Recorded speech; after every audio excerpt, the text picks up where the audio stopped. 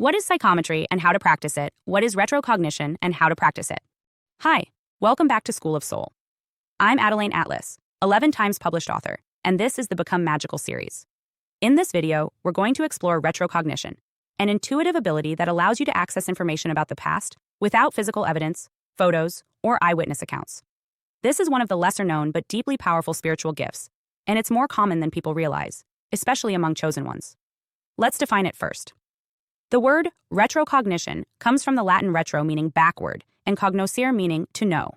So retrocognition literally means to know backward or to perceive something that happened in the past through psychic means. It's different from memory or logical deduction. You're not recalling something you experienced. You're tapping into something that happened before you arrived or in a time you weren't consciously part of. This is not imagination or guessing. It's the ability to see or sense a past event as if it's still energetically present. And in many ways, it is. Energy doesn't disappear. Events, especially traumatic or charged ones, leave behind imprints in time and space. Retrocognition is the skill of picking up on those lingering energetic echoes and decoding them into intuitive knowing. You may have experienced retrocognition if you've ever walked into a place and immediately known something happened there. Maybe you felt sadness in an old house. Maybe you saw flashes of war or conflict in a certain field or city. Or maybe you met someone and sensed a memory that wasn't yours, but was connected to them or their past. That wasn't coincidence. That was retrorecognition. This skill is especially active in people who are empathic, clairvoyant, or have strong ties to ancestral or karmic work. It's also common in children, before their filters are trained to dismiss it. You may have even had a dream about a time period or historical event, only to later find that what you saw was real. Again, not imagination, information. So, how do you train retrocognition? It begins with stillness and openness. Unlike some gifts that are loud or flashy, this one speaks softly. Start by visiting places with known histories, battlefields, old buildings, sacred sites, museums. Sit quietly. Ask the space to speak. Then close your eyes and simply feel. What emotions rise? What images float in? What era does your body feel like it's in? Your nervous system is a time reader. Sometimes your breath will change, or your chest will tighten. You might hear distant sounds or feel waves of sorrow or anger. These aren't random. Your body is translating the energetic imprint left behind. To go further, you can pair this with journaling.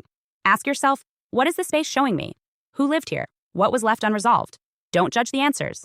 Just write. Over time, your impressions will become clearer and more specific. What starts vague, I feel something heavy, might become detailed. A woman here was waiting for a letter that never came. Another way to practice is through objects with history, similar to psychometry. Old photos, letters, furniture, or jewelry can act as portals to a moment in time. Hold the object. Breathe. Ask, what memory is still living here? Again, you may receive visuals, emotions, or a strong sense of knowing. That's your retro channel opening. Now, let's address ethics. With retrocognition, you may pick up on painful or sensitive events.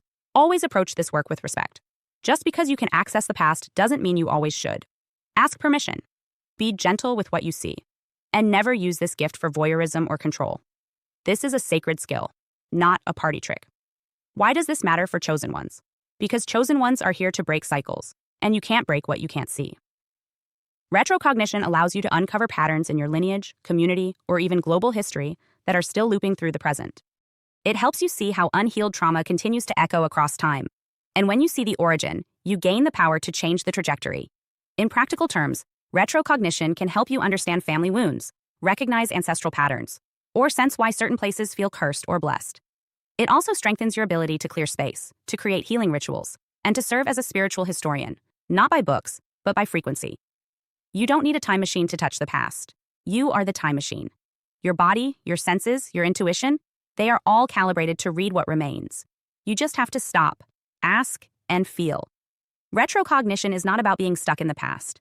It's about reclaiming it, naming it, and finally, transforming it. So if you feel echoes when you enter a room, if you dream of lives that aren't yours, if you cry without knowing why in certain places, know this.